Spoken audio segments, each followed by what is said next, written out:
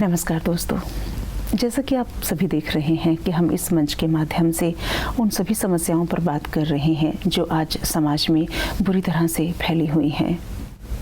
एक भावना जिस पर हम हर दिन बगैर सोचे काम किए जा रहे हैं, वो भावना हमारे घरों में, हमारे परिवारों में इतनी ज़्यादा बलवती है कि अब वो भावना नहीं है, वो एक मनोविकार है और उस पर हम काम करते चले जा रहे हैं।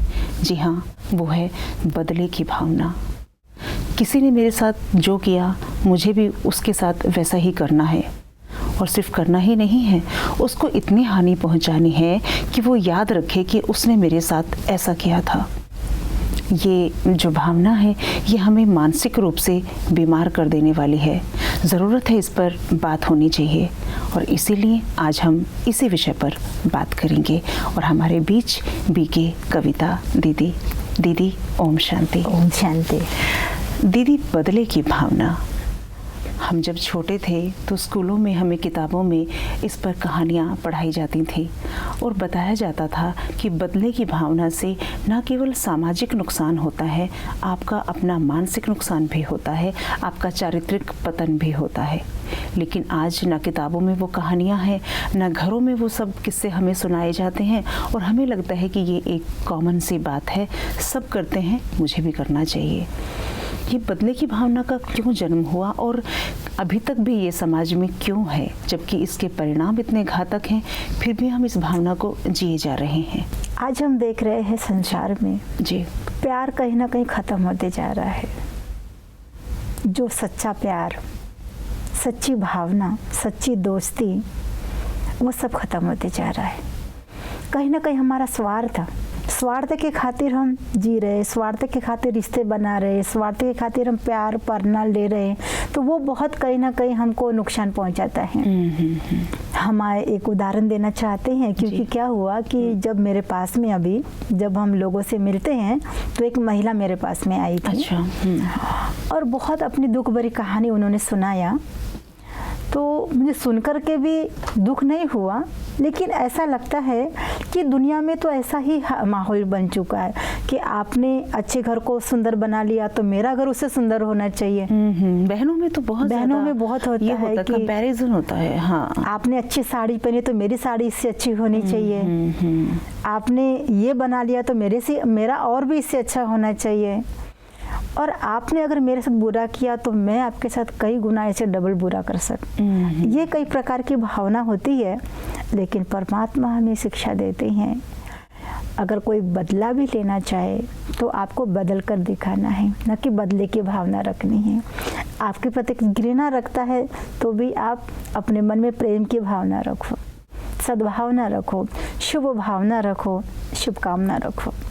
यह हमारे मन में तब होगा जब हम उसको अपना समझेंगे, और अपना तब समझेंगे जब हम एक परमात्मा हमें जो शिक्षा देती हैं उसके शिक्षाओं को लेकर के आगे बढ़ेंगे। कि जब हम कहते कि वो तुम्हें माता तुम्हें पिता हो, जब एक परमात्मा की संतान है तो वो पराया कैसे हो सकता है? वो मेरा भाई है, मेरा बंधु है, मेरा सखा है, मेरा हमदर्द है, उसको अपना समझेंगे। दो महिलाएं आपस में बहुत अच्छा बिजनेस कर रही थी, आपस में दोनों का बहुत प्यार था, जिगरी प्यार था, एक दूसरे के बिना कहीं भी नहीं जा नहीं पाती थी, ना रह पाती थी। एक बार ऐसा हुआ कि बहुत बड़ा बिजनेस का उनको व्यापार चलता था, तो ठेका मिल गया बहुत अच्छा कि आपको इतना फ़ायदा होगा। तो उनको लगा कि अच्छा दोनों मिलकर करेंगे।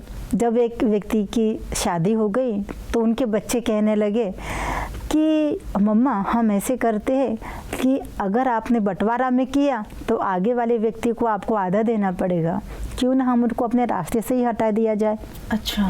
तो धीरे धीरे उसको अपने बहुत प्यार करते रहे और धीरे धीरे उसको अपने रास्ते से हटाने की प्लानिंग करते रहे।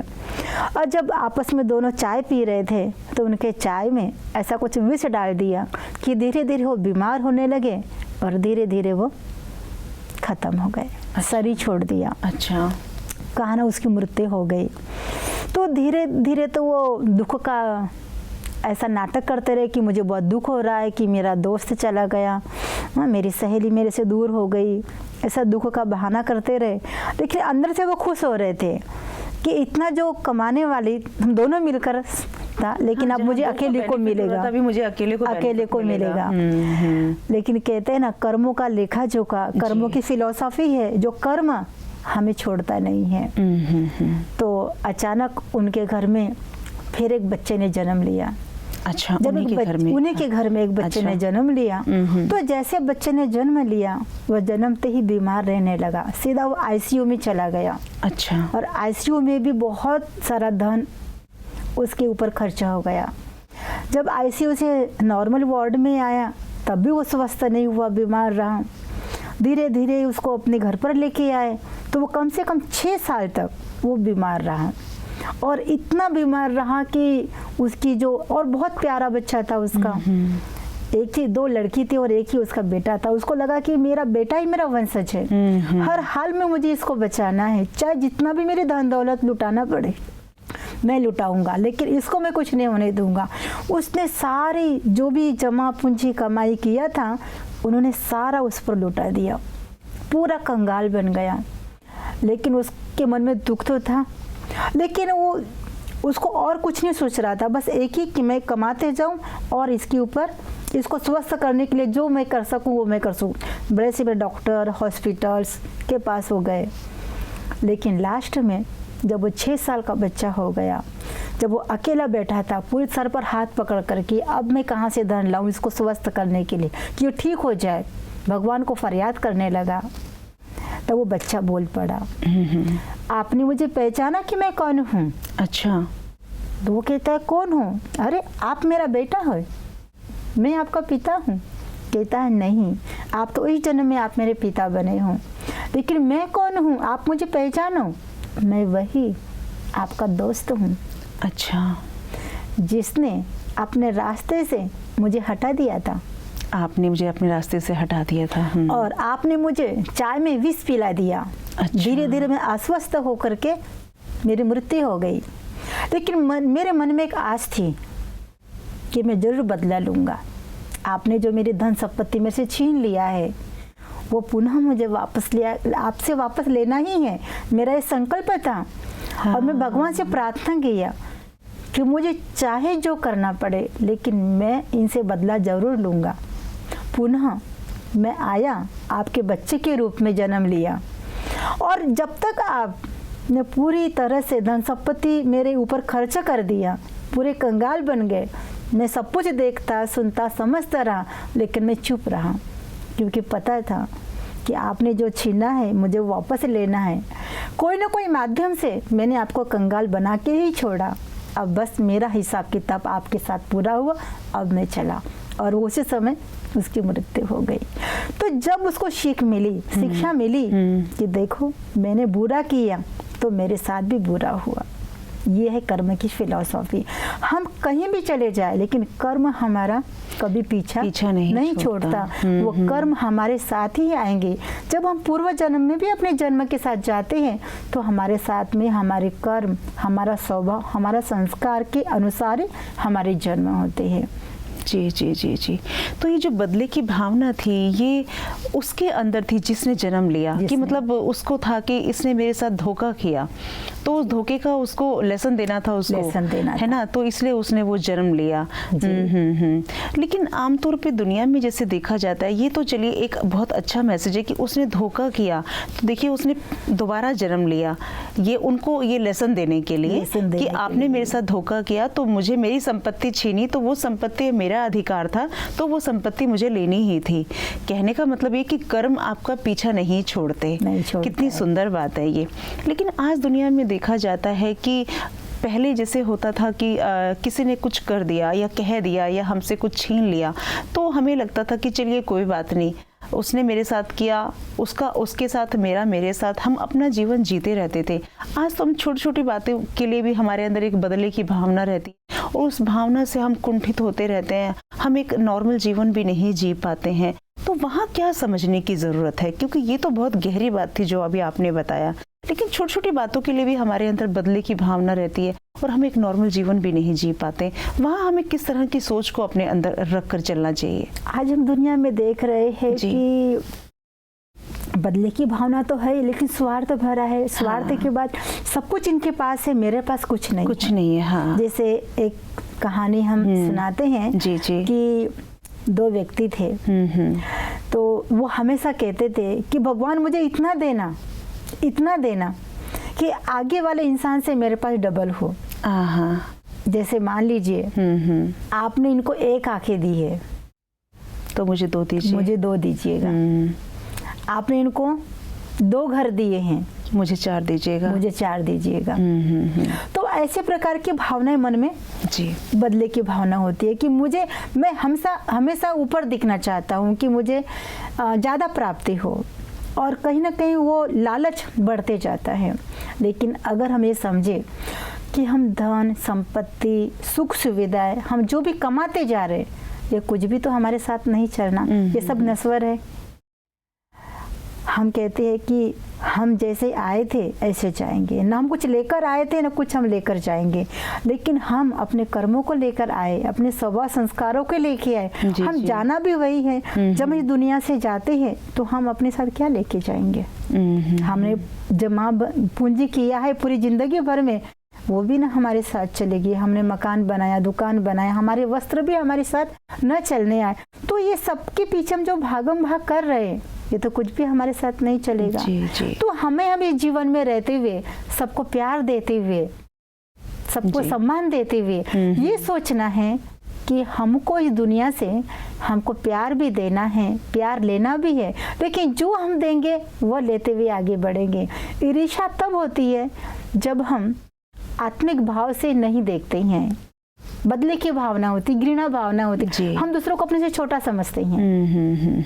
कहते हैं कि ये तो हमारे लिए बहुत छोटेहीन भावना है, और अपने को अभिमान आ जाता है, देह का अभिमान आ जाता है।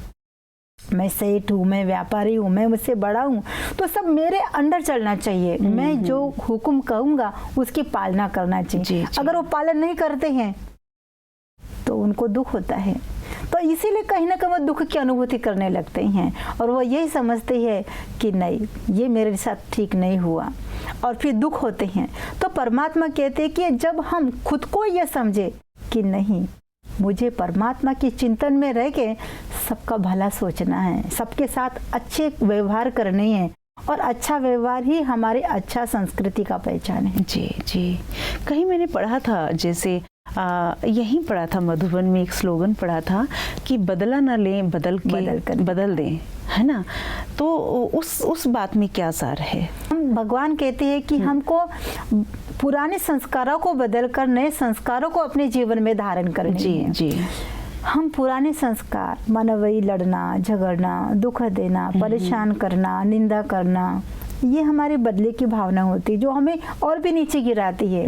लेकिन हम अपने में दैवी जीवन जीना है, तो हमें दैवी घराने के, जैसे कहते हैं ना, हमें देवता बनने वाले हैं। तो दैवी गुणों की धारणा करनी है कि हमें बहुत प्यार देना है, सुख देना है, सम्मान देना है, क्योंकि जो देना है वही हमें लेना है। तो बदले की भावना तब आती है कि जब हम स्वयं को भी भूल जाते हैं और जो आगे वाले इंसान है उसको भी भूल जाते हैं। जी। कहीं ना कहीं ऐसा भी होता है कि अगर कोई व्यक्ति हमारे साथ बुरा कर रहा है तो हो सकता है वो पूर्व जन्मों का कुछ है, तो वो अपना हिसाब किताब चुका रहा है, और हम साइलेंट मोड पे रहें और ये सोचें कि उसका कर्म उसके साथ, हमारा कर्म हमारे साथ।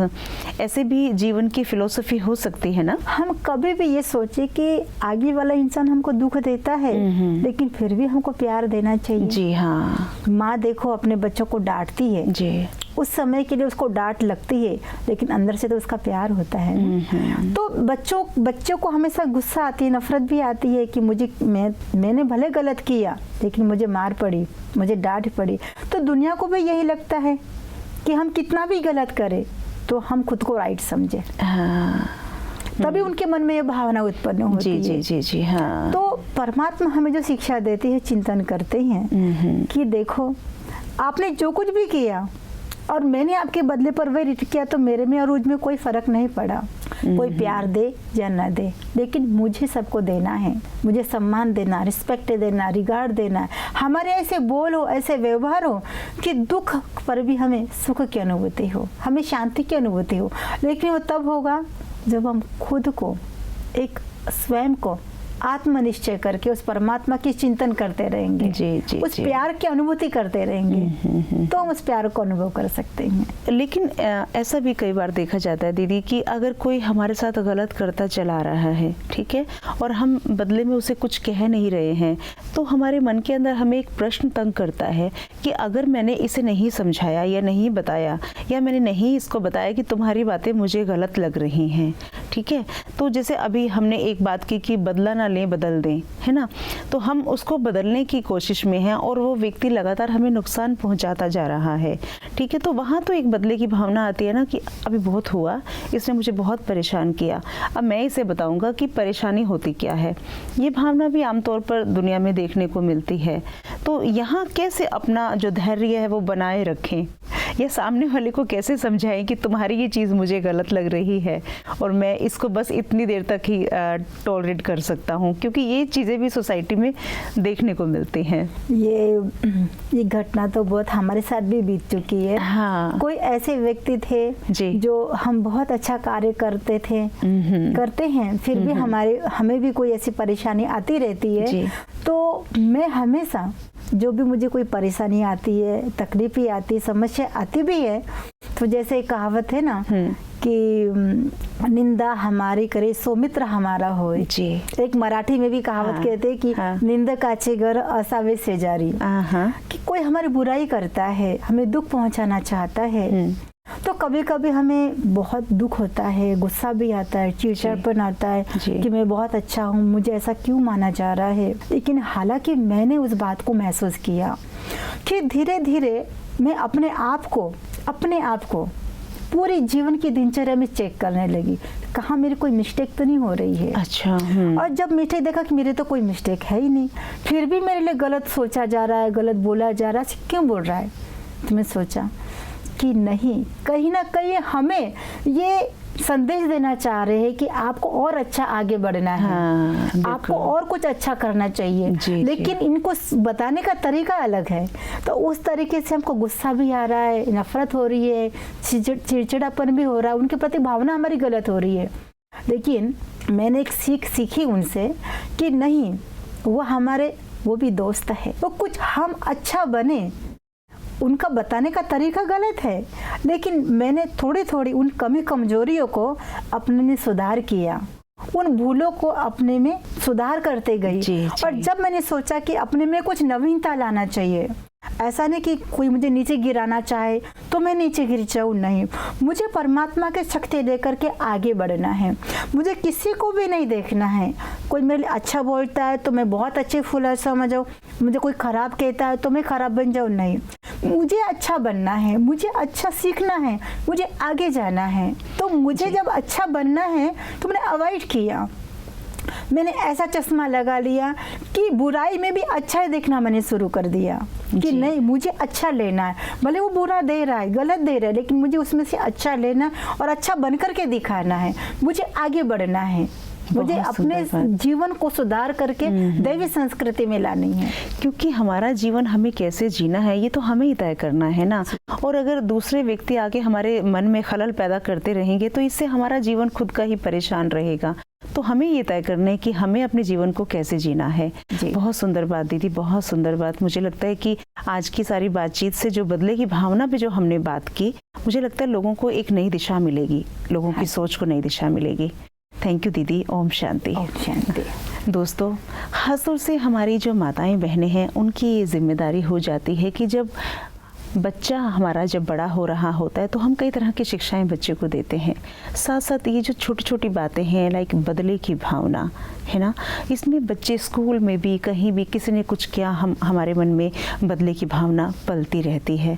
हम अपने बच्चों को सिखाएं कि बदला कुछ नहीं होता, सामने वाला कुछ भी कर रहा है ये उसकी सोच है, हमें क्या करना है ये हमें तय करना है। तो हम अपने बच्चों को ये शिक्षा दें, अपने परिवार को ये शिक्षा दें, क्योंकि ये एक मनोविकार है। हमें इस विकार को अपने मन में जगह नहीं देनी है। हमें एक सुंदर समाज का, एक सुंदर परिवार का निर्माण करना है। एक नई विषय के साथ फिर आपके सामने हाजिर होंगे, तब तक के लिए दीजिए इजाज़त। नमस्कार। ओम शांति।